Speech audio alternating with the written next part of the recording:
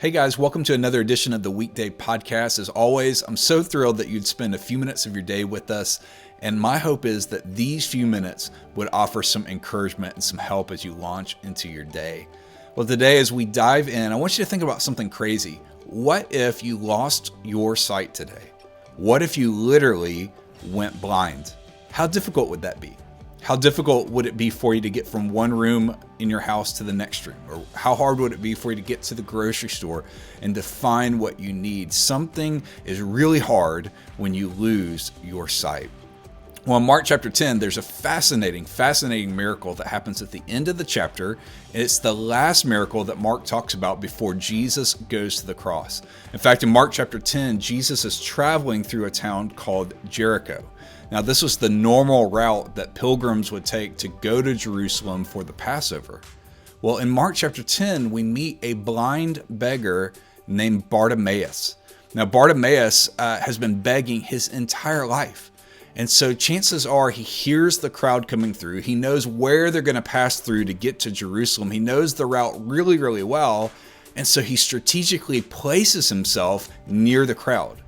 Now, there's probably a lot of reasons for that, but one of the reasons was so that he could beg, so that people on their way to the Passover celebration would maybe have mercy or have pity on him and give him some money. And so he positions himself, he hears the crowd, but something shifts. The thing that shifts is he hears that Jesus is in the crowd. And so listen to what he says as he's there begging. He shouts out in verse 47. He says, "Jesus, Son of David, have mercy on me." Well, the crowd didn't like it. The crowd did not want to hear this. And so it says, and many of the people yelled at him. They tried to get him to be quiet. And yet he kept crying out, "Son of David, have mercy on me." So in verse 49, it says, when Jesus heard him, he stopped. And so in other words, this blind man is seen by Jesus himself. Jesus stopped. And he calls to the blind man, and listen to what Jesus says to him. He says in verse 51, "What do you want me to do for you?" I think that's a great question. One of the reasons why I think this is a great question is because oftentimes it's harder than we imagine on the surface to answer it. Because for us to answer this question well, it means that we actually know what we really need. And oftentimes the thing that we really need is not the thing that we want. Let me tell you what I mean. I wrote down a few of these things. Oftentimes people want popularity. In other words, they want their social media accounts to go through the roof and their TikTok videos to become viral. Or sometimes people want just a little more money. And so they're willing to uproot everything and to leave everything they've known behind, neighbors and friends and churches, just to chase another dollar. Or people want pleasure. And so they end up doing things that maybe bring temporary pleasure, but over time hollow out their souls.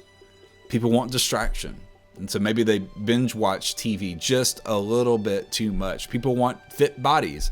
And so maybe they focus on their bodies while they neglect theirs. See, oftentimes the problem with answering this question is if we're not careful, we'll actually want something that doesn't meet our true need.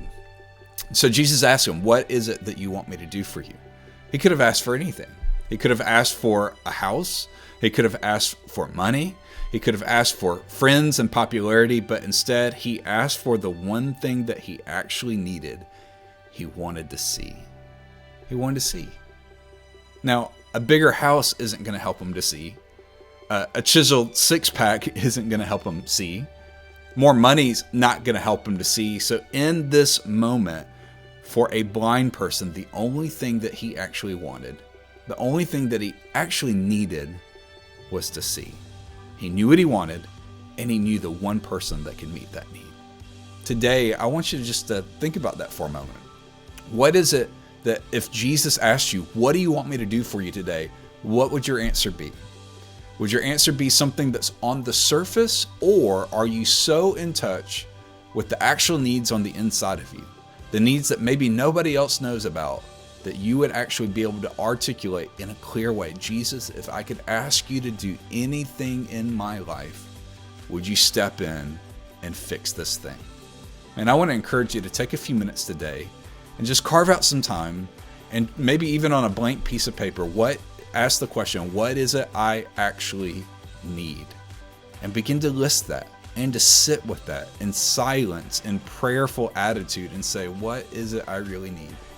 And at the bottom of the page, if Jesus were to ask you the question, what is it you want? Would you write that out and pray that today? Because Bartimaeus knew something that nobody else in the crowd was saying that day, that Jesus was the Son of David, that he was the Messiah, that he was the promised one that would come, and he'd cause the blind people to be able to see. Man, I hope you have a fantastic day today as you wrestle with that question. What do you want? What do you actually need? Have a great day.